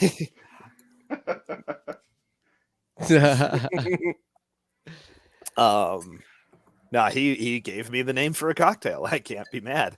I would like to add, by the way, that Bunta, Bunta, the poison is not spelled the same as the Bunta Eve Bunta Eve Classic, Classic. the celebratory pod race on Tatooine. I think this Bunta was Bunta and Yes, Bunta at Eve least is according to closed BOONTA. captions. Yes, Yeah. exactly. Closed captions. Thank you. No, I thought he was a great character. I like that he was initially fooled by the swap out with Osha, and then he's like, "No, you look just like her, though. That's dang." Yeah, I was half expecting him to bust out a red lightsaber at that point. I have seen people who are talking about theories that he is actually her Sith master, but she doesn't know it because he as her master, he keeps his face hidden. I was like, I was kind of thinking that same thing, but so he like, are they all on the same planet then? Like, was she on the same planet as, like, at the end of episode 1 when May goes and visits He Who Remains? Were they on the same planet as the Jedi Temple that Torben is in? I don't think That's so. 'cause- I don't think so. But no, who knows, right? probably not. Because like that'd be, well, I mean, I wouldn't put it past the Sith, but like that'd be a lot of dedication to like make sure that you're flying ahead of her to get to the area, to make sure that you're there, to make her some gadgets to break into the temple. Like, It's way too Yeah. much thought. yeah, I don't think. I think only time will tell. Yeah, But- I Just hope like- that's not true. See, I viewed him I- more as like a black market dealer, but part of the system. Mhm. Like maybe a Sith follower that we saw in Exegol. Boom, full circle. you know Oh, that's actually a really Perspective. good connection. That's actually a really good connection, giving Yeah. us more people who are, because we've seen people connected to the Jedi Order who are neither Jedi nor Padawan. Mhm. But Mm. seeing more people connected to the Sith aspect of things that don't fall under the umbrella of the Sith or the Night Sisters. Just having other factions in play is Just always interesting. He could like be Sith like that worshippers. Chirrut Emery from Rogue One, right? Where he's not Jedi, not Sith, Exactly. just uses the Force or associated with the Force, right? Yeah, Yeah, I don't think he ever even used the Unaligned Force. force user. He just kind of, I don't know how powerful he was in the Force, but he definitely was able to tap into it somehow. So I think this guy too, especially when May goes after him, when she, after the big battle, and she's like, "You betrayed me," he was able to dodge all of her attacks and like move pretty quickly. So I think that he's got a little bit more skill than meets the eye for sure. Yeah. So let's like I said, this episode went by really fast to me. It basically it was also was only like 35 minutes long. right. It didn't feel rushed though. I No, thought it not had a at good all. flow. And it No. was a good conclusion to episode 1. Like in Yeah. all honesty, they probably could have just made this episode 1 episode and called it good. But what did you guys let's get into the battle with Soul and May, because that was one of, I think, the funnest fight scenes I've seen in Star Wars in a while. Even dating back to like Mando, Ahsoka, all that stuff. The lack of lightsabers in this, but the use of the Force is just so much more badass. I feel like, because they're like, "Oh, I don't need to use my lightsaber. I'll just do some sweet kung fu moves and like dodge your blows." And it seemed like Soul like pushed the knives to the ground with the Force, and like it was a really fun battle sequence. What are your thoughts, David, on May and like her mission, I guess? Like do you think she's going to kill these Jedi for revenge, or do you think she's doing it because she's getting manipulated in some way? I don't want to give too much away because those teasers Oh, possibly I guess did. you already read some spoilers. Shit. I'm not going to say Insiders. spoilers, but I think there were more teasers of the story and the whole plot.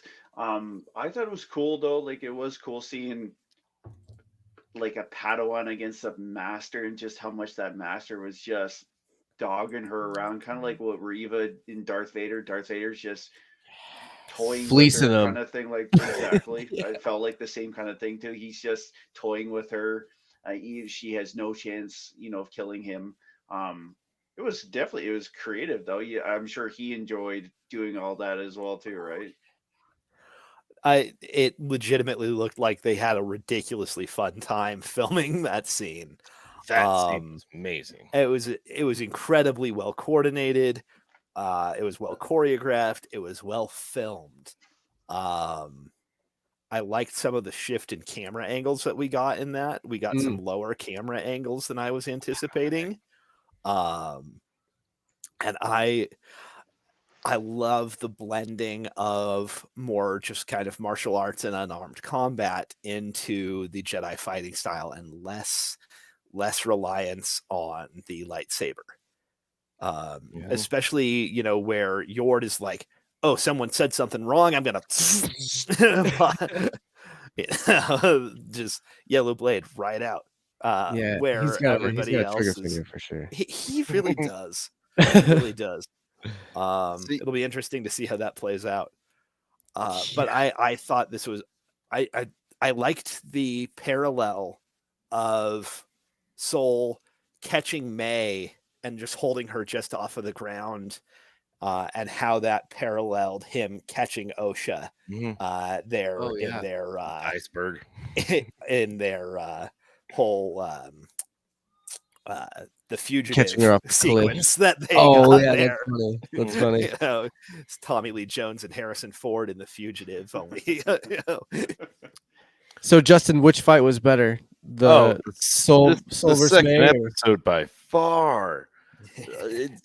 Just to build on what Phil said, the blocking was more believable. The shots, the transitions, the camera angles were super cool. It would go down from like a ground view up into a cocked bird eye view.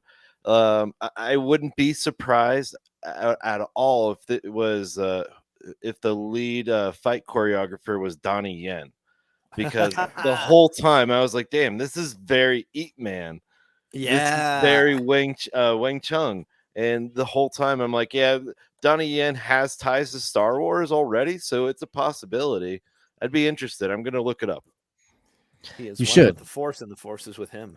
Look it damn up. right. Let me know. Oh my God, come on. Get up here. Looks like stunt coordination was done by Mark Ginther, who worked on Shang-Chi and Daredevil. Oh, that makes sense then. Shang-Chi had Yeah. some really good martial arts Yeah, action. Marvel Yeah, ties. it I didn't think about that. Yep. Yeah.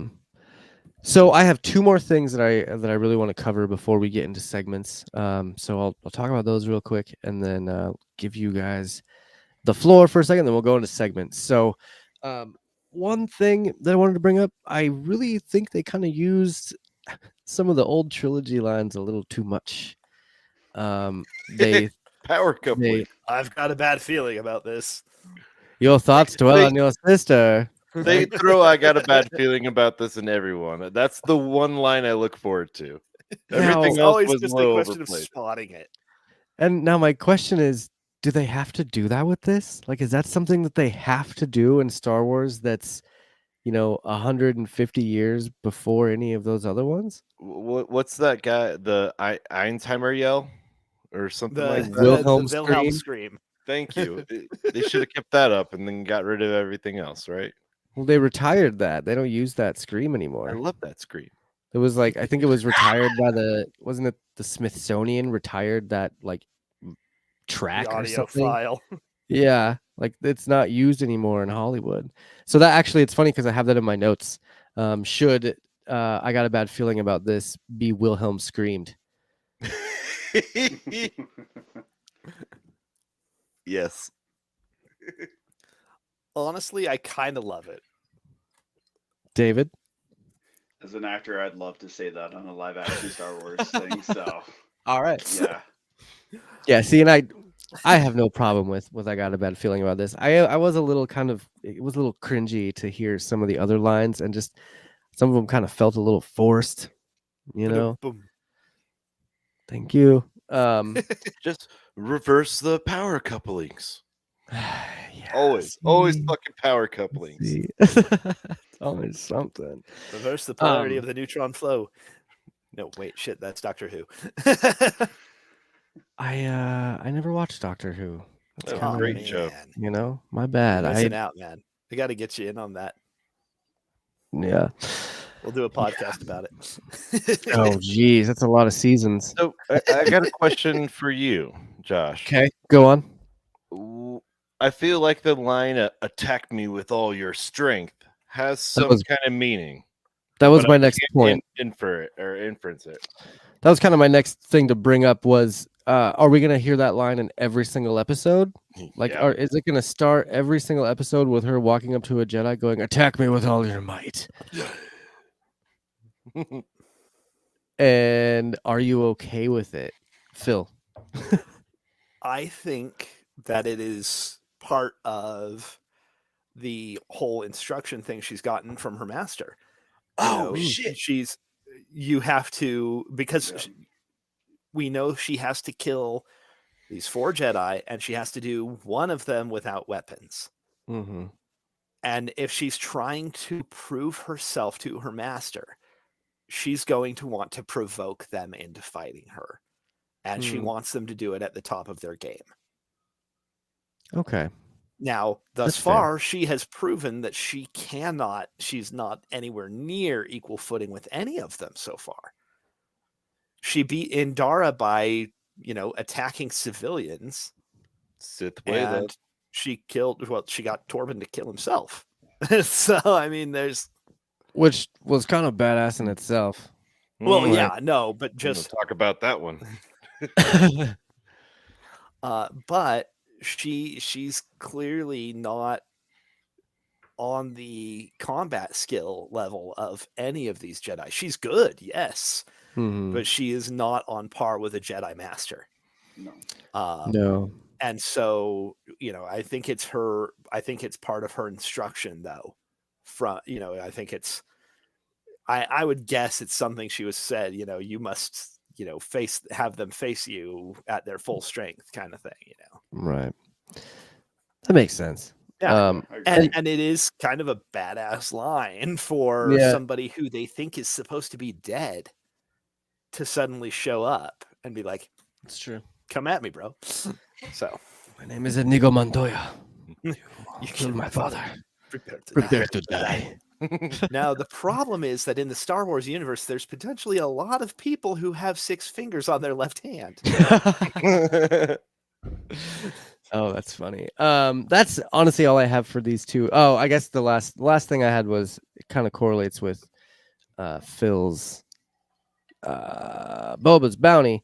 But I liked the whole welcome to Jurassic Park ending we got there. Yes, it was very, the two guys went and landed on the wrong island and messed with the wrong creatures. My question for that is, did we need to see it in this episode, or could it have waited for next week? I thought it was a nice stinger, kind Okay. of leading in. Like, we know that, we know just from her conversation with Kymer that that May's next target is going to be a Wookiee. Yeah. But one, it's always kind of fun to see Jonas Suotomo Yes. suiting up as a Wookiee. Yes. Rightly so, man. Rightly so. He is doing a really good job carrying on the legacy of Peter Mayhew. I really like that we got to see. Yeah, it's the first time we've seen a Wookiee Force user in live action. Yep. So that little just taste was a lot of fun. And I guess that's kind of my qualm with it, is like, I would have much rather waited for the build up. Like, you don't need to show them this time. Show those two little scoundrels like getting attacked. Do one of those fun little close up camera things where the camera comes all fast at them and make a Wookiee noise. But like, I don't think we had to see him right away. It was. I just feel like they're revealing so much so quick. So there better be some really good twists later on. That's what I'm saying. What are they going to reveal later? Yeah. What did you think about the Wookiee Jedi, David? That's so cool, right? Like, of course, like, it's cool to finally see a live action Wookiee as a Jedi. Jonas has done a hell of a job so far. But unfortunately, like we said previously, you only get 8 episodes, right? You can't, and of course, a lot of these TV shows want to leave you on a cliffhanger, so you talk about it and then build you into the next episode and the next episode, right? Yeah. Yeah, and see, I guess that's why I think it would have been cooler to keep the reveal till, like, imagine, dude, these guys get attacked, you don't see what happens, but when May gets to that planet, she finds these dudes that's missing their arms. They got their arms ripped out of their sockets. Yes, Black Wild Sand, Jedi. It's period. And like, you're like, oh to get shit, the this is reputation. totally a Wookiee that she's about to get. I don't know. I feel like that reveal was a little too soon, but that's just me. Boom, If perspective. they hadn't mentioned that it was the Wookiee Jedi that they were going to see, They did mention it. If they left that element out of it, Yeah. and then done that, then just cut to these guys showing up with their arms ripped off. Yeah. Yeah, I guess that's fair. I think it was less. I think less suspense needed to be built at that point, since we knew we were getting a Wookiee Jedi. All right, that's fair. Mm-hmm. Well, I think it's time to move on to segments. Pretty much anything else that we were going to talk about is going to be covered there. So let's move on to the first one.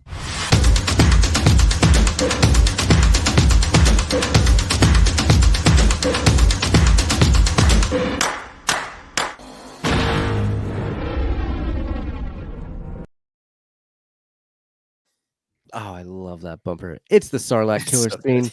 where we talk about our favorite still shot of each episode. And in this case, the favorite still shot from the first 2 episodes. We combined them into one episode, basically, and we're just picking one shot. Otherwise, we'd be here for another 2 hours talking about segments. So let's, of course, start with our lovely guest.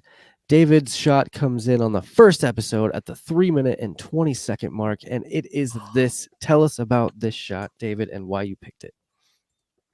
Matrix vibes, just Matrix vibes, and it's Carrie Ann Moss. How can we not love that, right? That's fair.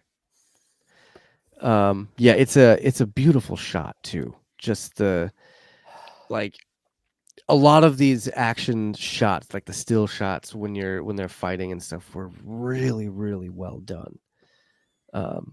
Carrie Ann Moss Yeah, is a Jedi Master, right? How cool is that?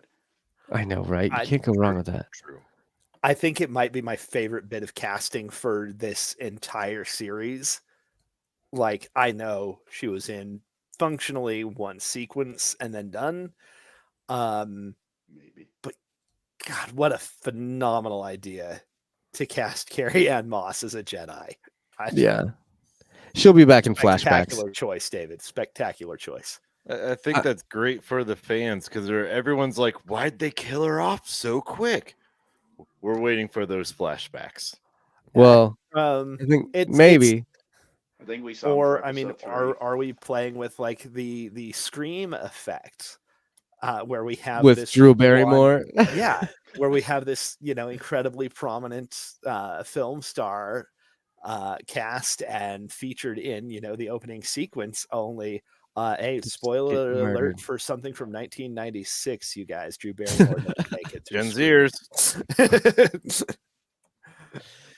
Yeah, that's funny. Scream was a much better analogy than mine. I did the Bryan Cranston from Godzilla one, but that's which I mean wasn't bad. I need to go back and rewatch this, but honestly, my next priority is Godzilla -1 since that just dropped. Yeah. Oh yeah, I just saw that. Anyway, Sorry.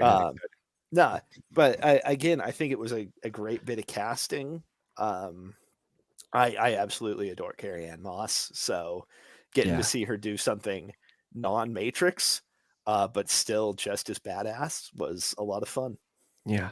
I hope she makes some sort of appearance in the new Daredevil too, because she was in Yeah, Jessica she was so Jones. good. She was so good in Jessica Jones. Do you feel like they're typecasting her as the strong female lead that knows martial arts?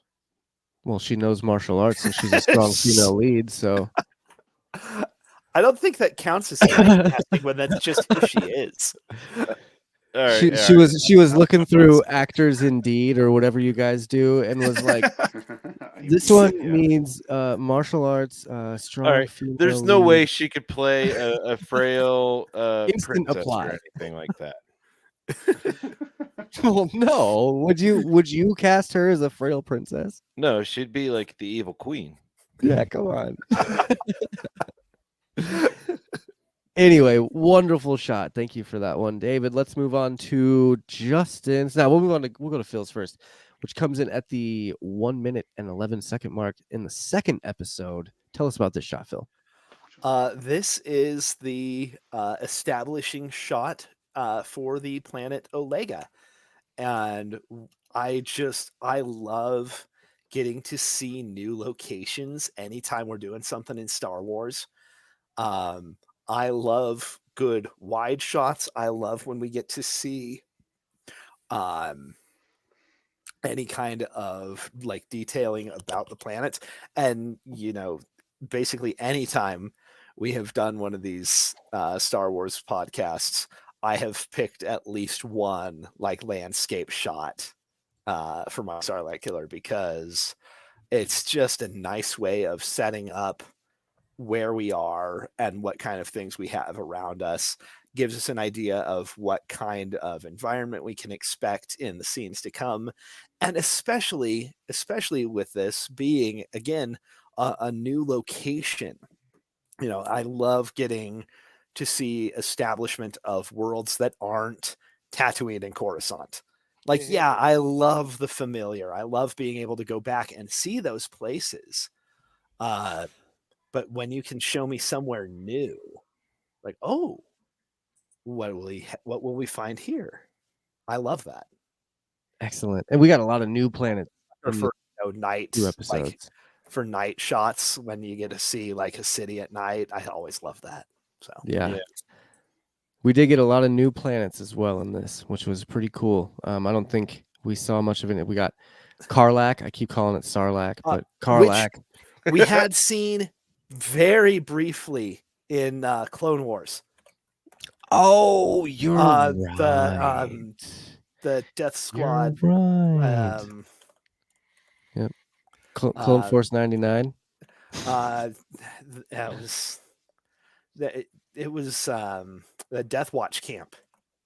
Oh, okay. Was on Okay. Karlak. Okay. Yeah, All right. that was.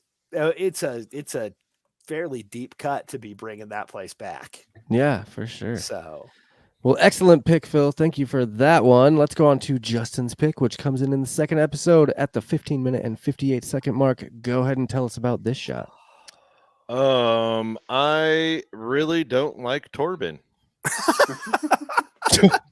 Okay. do you not like Corbin, or do you not like Tom and Baratheon?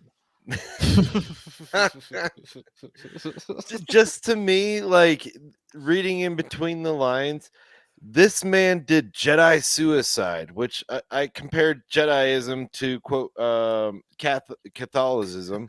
Like that's probably not allowed or is very very not cool, right? I can only imagine. So to have this man kill himself over some kind of war crime that he committed and is ashamed of and has been meditating for the past 10 years about, what the fuck did they do? That is all I'm wondering about. And then just to see him like whisper a few lines and then die, like I can't fathom how hard that is as an actor. How do you how would you portray that, David? Yeah, like it's definitely tough. Like I you got to find the right balance, right? Like I said, there's some teasers about why this happens. And I won't go there right now. We'll leave that to another discussion later. But yeah, eat it. I what can I say, right? It's very intriguing, and it definitely makes you wondering. It leaves you wondering why. Why did he go this way? Why did he basically commit Jedi harakiri? Oh yeah, Or yeah. for this, like I'm excited to see where they go, and obviously, like this kind of just proves that they're gonna do flashbacks because we're gonna see what happened We on need the to. planet. Like they're gonna show you what happened. I So think if we're getting a major flashback, though, we're probably not going to get it until like the 5th episode. Just in terms of plot structure, that we get a little past the halfway point before we get the major backstory reveal. I could see that. That's fair. I'm just trying to put my English degree to use, man. Let me do this. Do you feel like if they did do that 1/5 episode, it would be like half an episode, or do you think they'll throw in little chunks throughout every single one after this?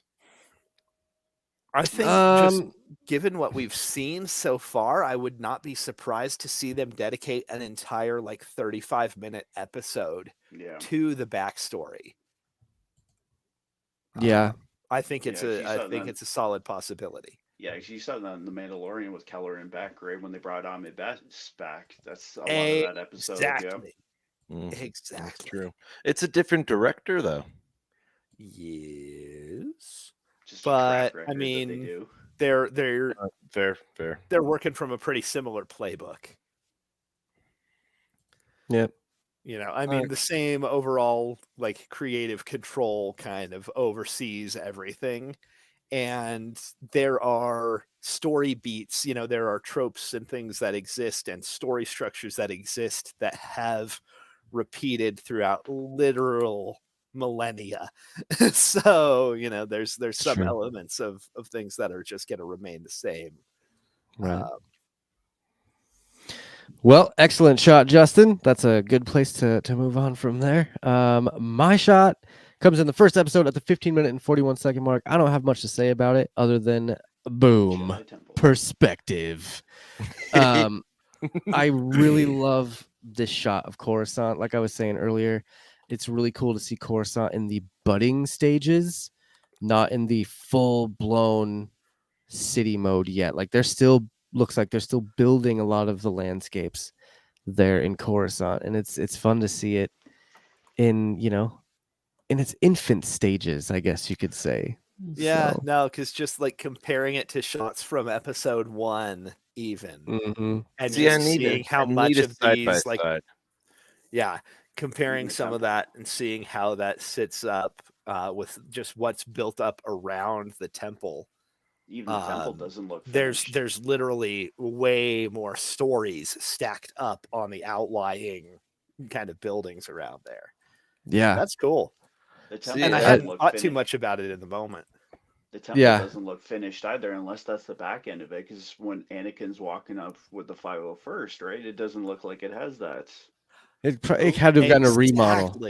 Exactly. No, there's 100 years of growth around Yeah, that building, yeah. and it Yeah, It's is, crazy. that's the you way know, I saw it. Like I can see the stages of being built outside. Hence, like immediately, I'm like, oh, I could see the new Coruscant yeah. without as much spires, so to speak. Yeah. Yeah, I love the shot, of course. I'm like Phil, I like the wide shots of scenery and stuff like that. So, And Josh, excellent picks. What? I think that's a spectacular bit of detail because I'd largely glossed over The the details around the temple. It's Oh, like, yeah, oh, yeah. hey, Jedi Temple, cool, moving on, let's go. Yeah. Did you look up an image? Is that what's going on? I did No. just now. I pulled up a shot from episode 1, Oh, nice. and they I mean, there's literally like 5 or 6 stories at least of building around the exterior edges of the main temple that Yeah. exist in episode 1 that did not exist there in during the High Republic. So that's really cool. Yeah, there's a lot. I love that stuff. But excellent picks, gentlemen. Thank you all for getting those together. Let's go on to the second segment, which is He's no good to me dead. He will not be permanently damaged. It's Boba's Bounty, the part of the show where we talk about our favorite new character, ship, or whatever to be brought into Star Wars. Now, usually it's new character to be brought into live action Star Wars, but considering the Acolyte is all new, we pretty much have the pick of the litter. So let's start here with David's pick, which is Master Soul. Why did you pick Soul for your Boba's Bounty? Just a great actor. And obviously within the 2 episodes, we're already getting the Qui-Gon Jinn vibes. So I'm hoping to see, do they turn his fate into similar to Qui-Gon Jinn, or are they going to do a 360 and just keep going with this character past this series? I think he's great. He's given those awesome vibes, and I can't wait to see more from him in any backstory that they can give us of him. Yeah, he was honestly he was my first pick, and then you said you had him because he was such a good character. Um, everything about him, his wisdom, his like the way that he taught, like his his what would you call it? His what do you call that? His The way he youngling teaches, class. whatever. Yeah, like he was just so good with them, and um, all of his different lines that he had for OSHA and stuff. He was just a really solid Jedi Master that is just Um, he seems like just a good dude. so fun little visual parallel with that particular shot that you picked, David. Uh, with Qui-Gon, you get the red barrier walls again that we saw dividing Obi-Wan and Anakin during the fight with Darth Maul back in Episode 1. Oh, They're really? using that same kind of barrier wall tech there in the brig to keep those prisoners in. And so True, I true. really hope that that's not a bit of foreshadowing about Master Saul's fate.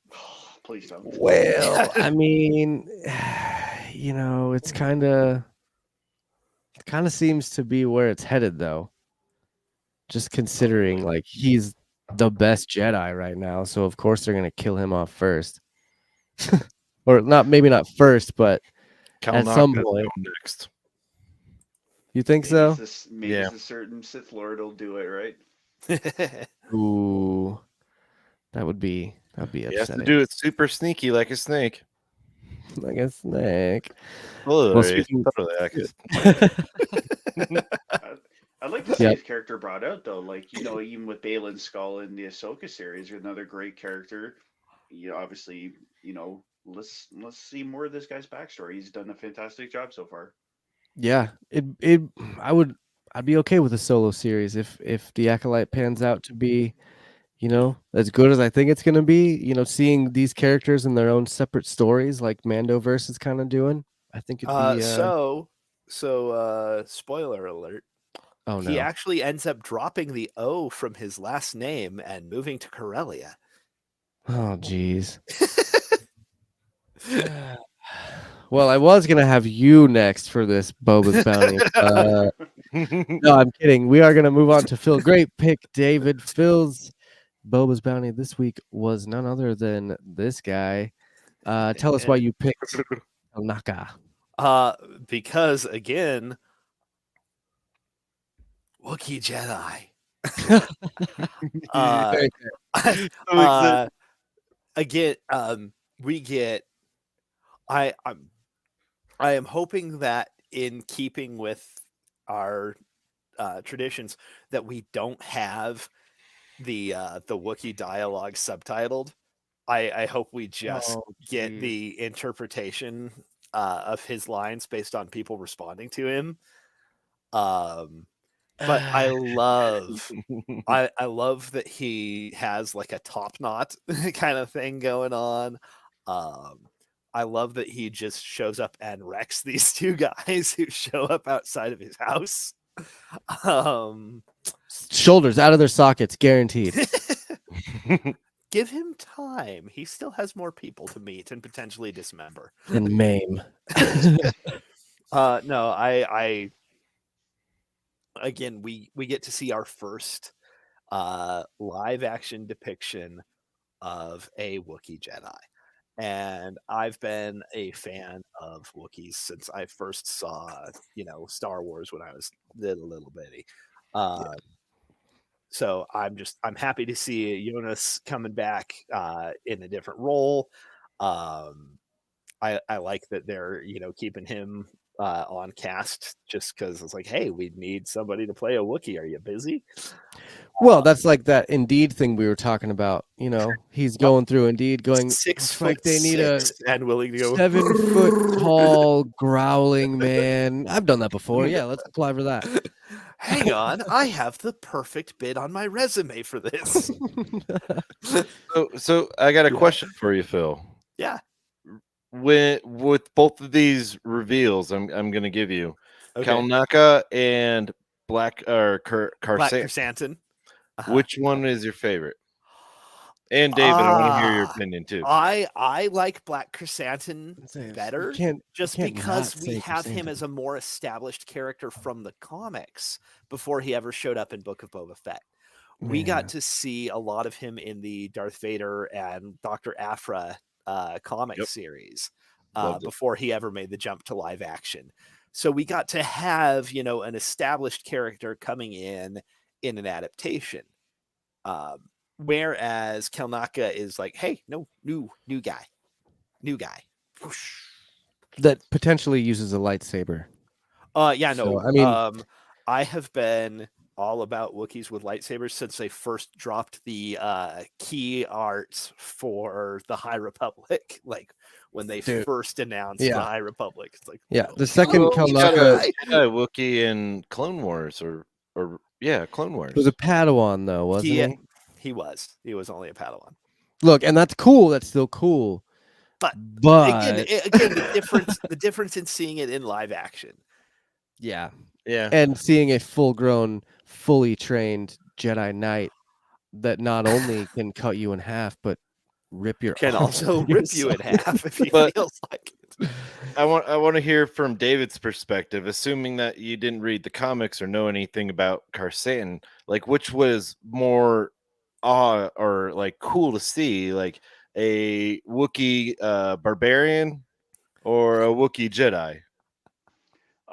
Definitely the barb. Like I knew of Black Chrysanthemum before Book of Boba Fett Okay. came out, but it's nice to see a Wookiee, but on the bad side. You especially after if you have played the nice old Republic games, you could have bad bad Wookiees, Zalbrak. and it's cool to see that side of it for once. Black Yes. Chrysanthemum was.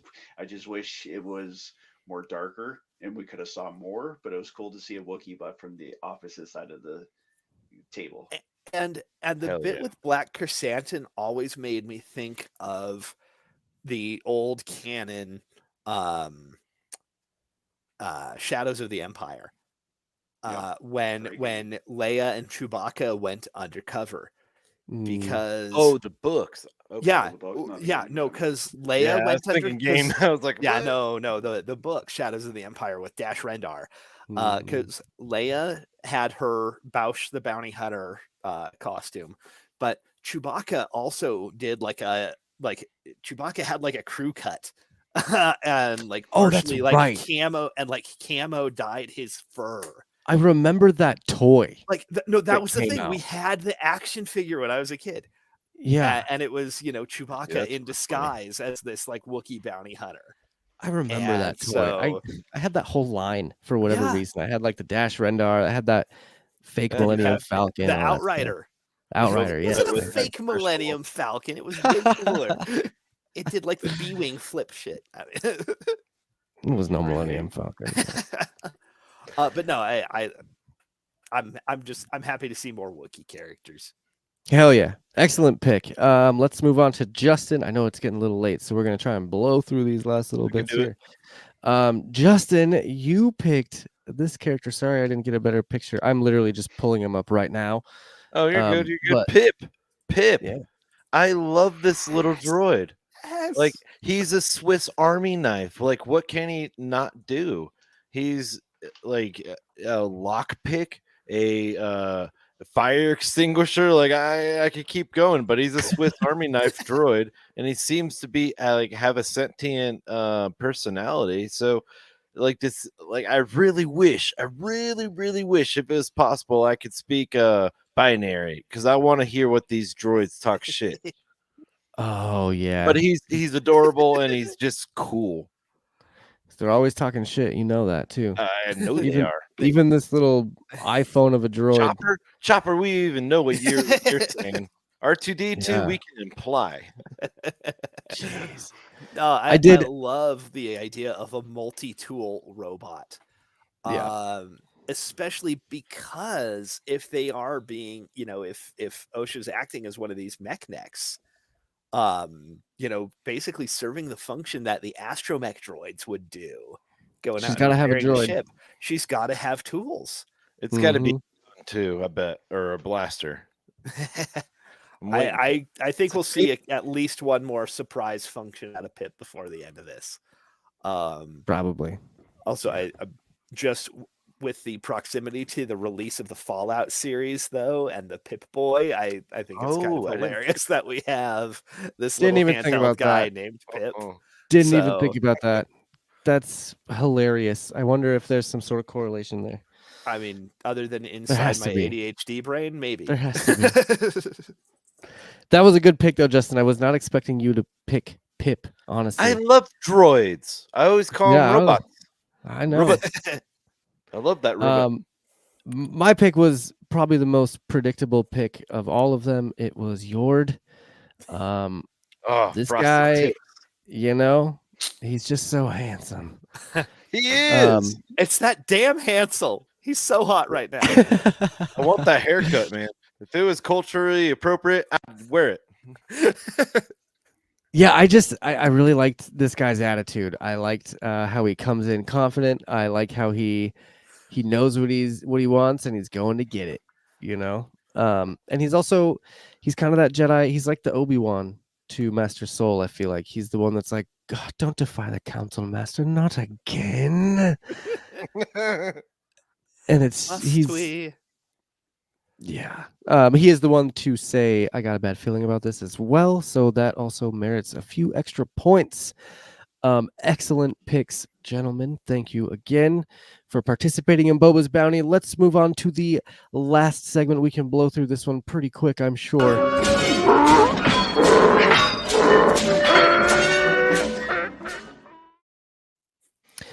Of course, it's the Tusken Raider, where we rate each episode, and this week we're going to rate the 2 episodes as 1.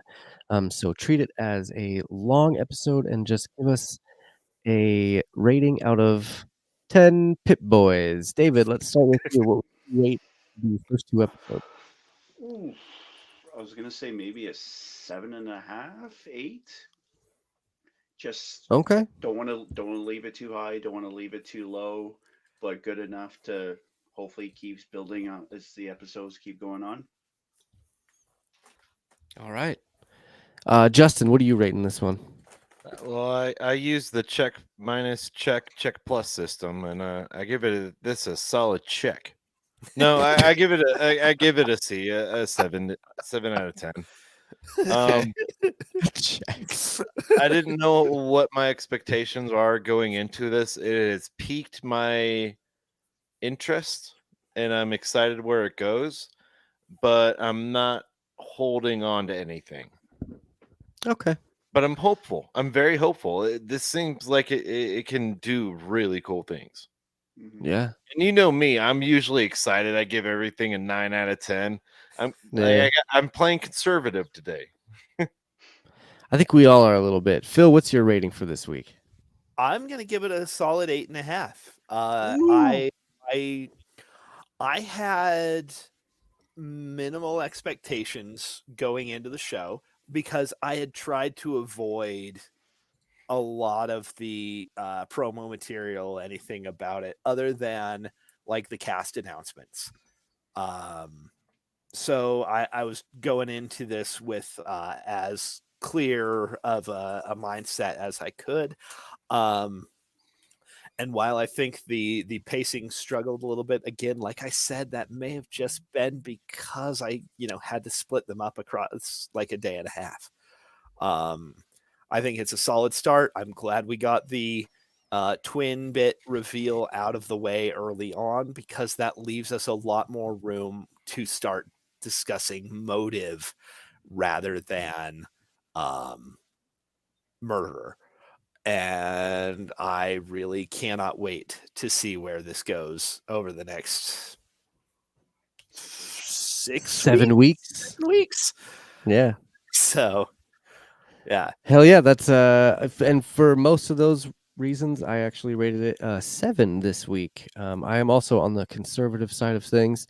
Few little just kind of just weird qualms that I had with it. But I am almost positive that my ratings are going to go up as the show goes on. This week, Yep. I didn't even do the math because I don't care. Our average rating for this week is 7.5, which is not bad for the first 2 episodes of The Acolyte. I feel like it's a very promising show that has a lot of potential. David, before we get on out of here, do you want to let our listeners know where they can find you? Give us a plug. You can find me on X, Twitter, whatever they want to call it now. These Twitter. days. I call it Twitter. I Get still out. call it Twitter as well too. Get out.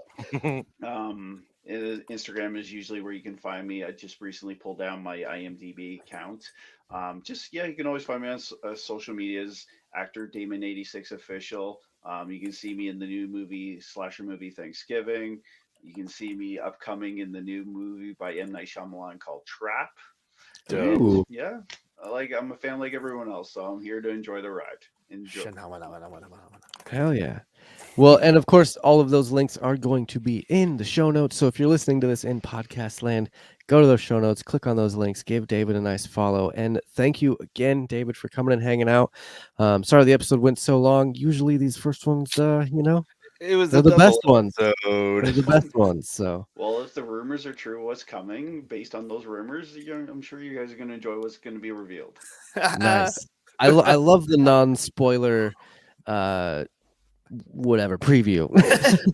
I am intrigued, and thank you so much for being on here with us tonight, David. I'm sorry I missed the first bit of things tonight.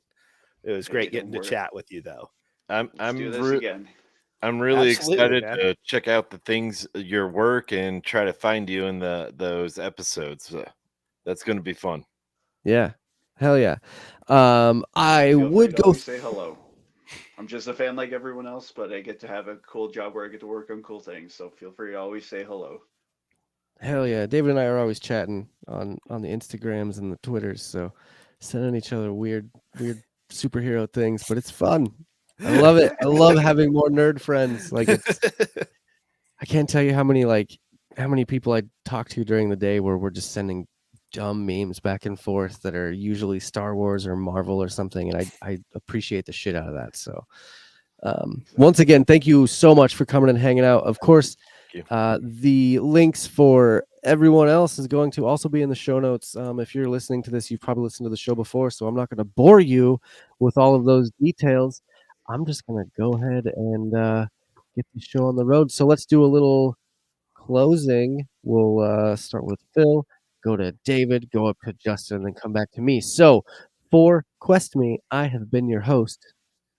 I'm Philip K, aka Flip Rider.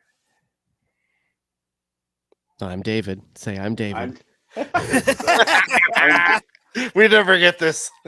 Exactly. I'm David. Have a great night, everybody. He's David. And I'm Justin. May the force be with you. And of course, my name is Josh. These outros never go as planned, and I love it. Thank you all so much for listening to Quest Me. We will talk at you next week.